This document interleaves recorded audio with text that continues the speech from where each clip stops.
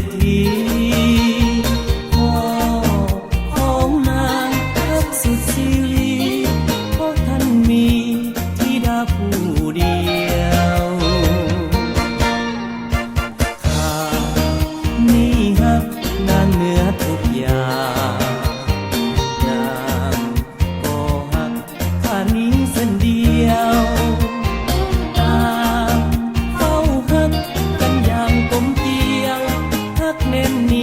สื่อตรงต่อกันแต่ฐานะข้าบ่เพียงพอพ่อของนางจึงคอยกีดกันความรักที่สร้างมานั้นบ่นึกฝันว่าจะถูกทำลายสิ้นกันเสียที่หักของข้า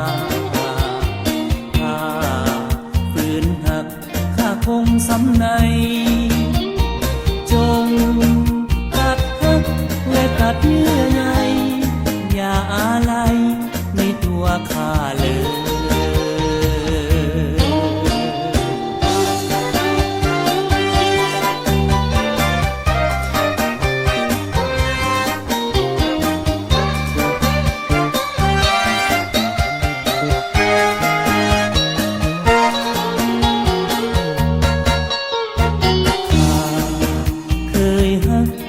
หญิงคนหนึ่งซึ่งนางเป็นลูกท่านเศรษฐีพ่อของนางทักสุดชีวี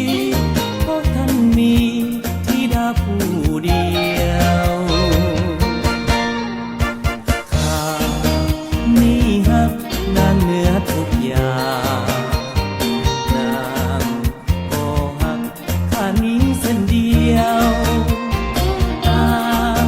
เฝ้าฮักกันอย่างกลมเกลียว